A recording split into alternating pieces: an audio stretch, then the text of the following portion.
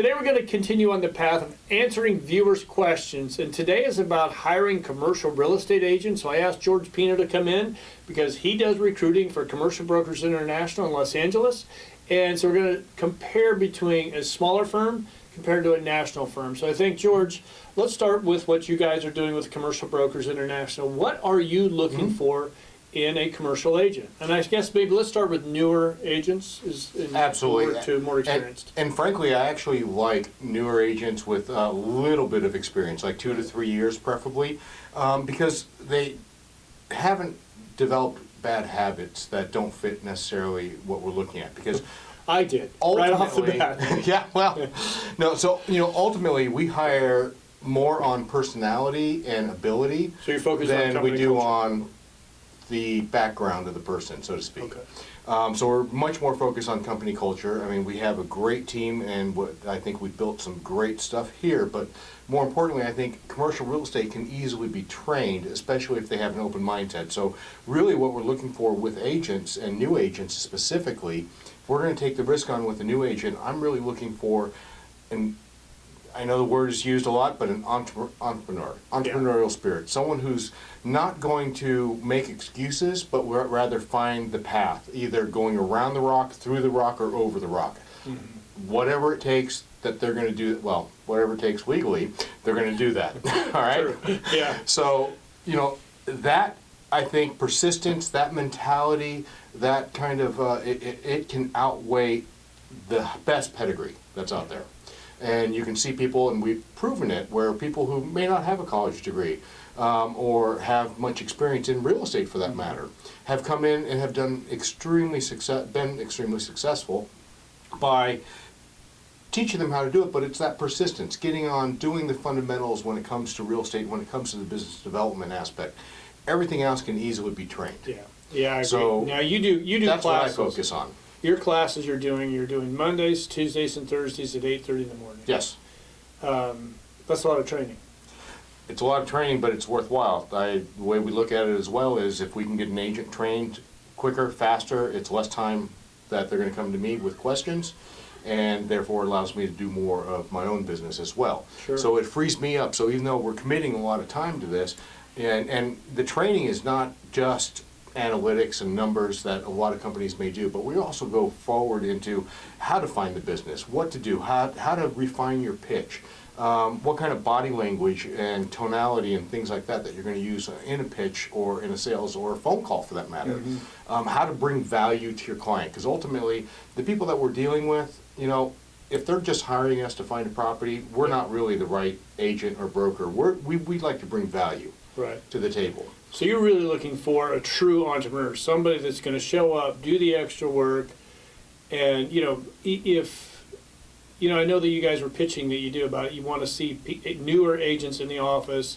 the first 18 to 24 months. Absolutely. Okay. Absolutely. I mean, a new agent has to be able to commit to be in the office, to work hard, because there's a lot of synergies that having other agents around you and learning from that whole experience. Now, we've had others that have fast-tracked it, and we've seen them get, literally off on their own and rock stars within a year.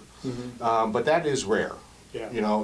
We do expect to be able to generate business for them within 6 months to a year, but to really learn and understand and be able to actually stand on your own 2 feet, so to speak, without the company support, with limited company support, it's going to take 18 to 24 months. Yeah. And that really differs from a lot of other companies out there that may try and silo you into just one thing. Yeah, we'll talk about the bigger companies next. But, it's important for people to understand that if you're going to go to a smaller firm, you're going to have to be more entrepreneurial, because it's just there, and you're going to have to create a lot of places, I guess I should say, you have to create your own structure. Absolutely. And so for a smaller firm, in an agent, people are looking for entrepreneurs.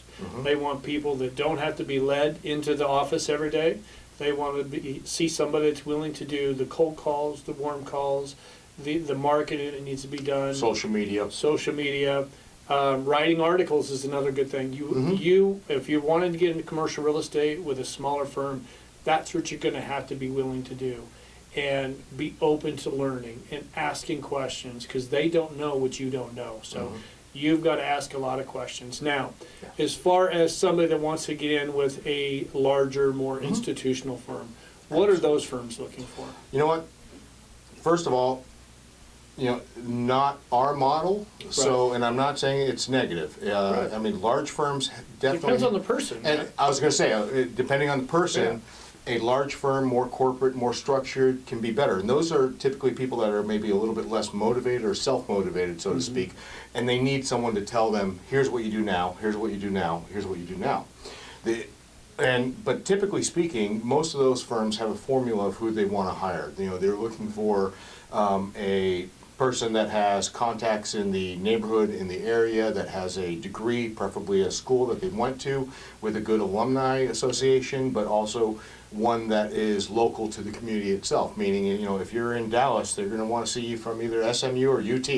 If you're in Southern California, UCLA, San Diego, USC. Yeah. Should only be USC though. So. Guess you graduated from USC.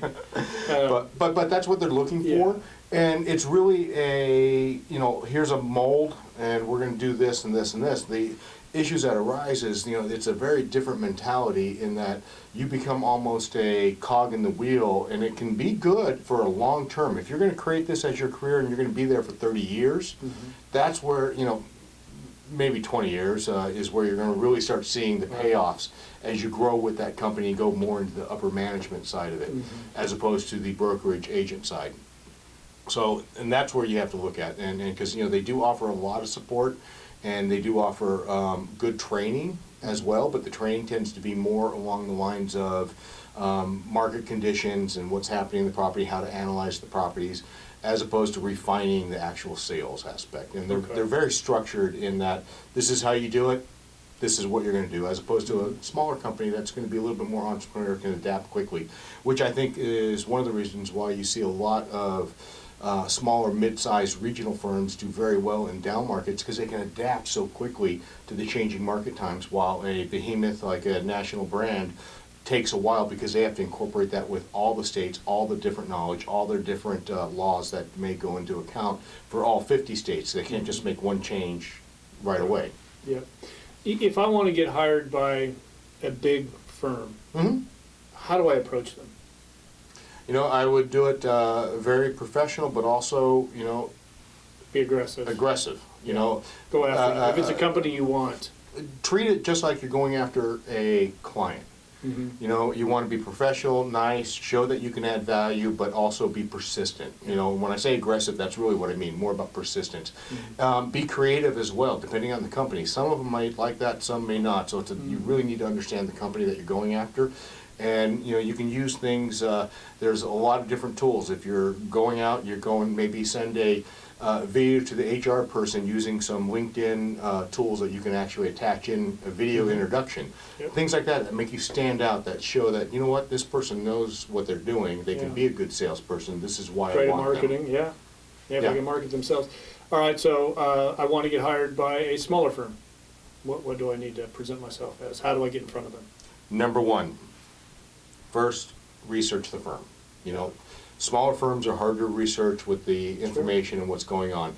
The nice part is, a company like ourselves, we're really good about that. Even though we're small, we've been around since 2005. So, just on Google, I think we have 37 5-star, and actually there are only 37 reviews. They're all 5-star.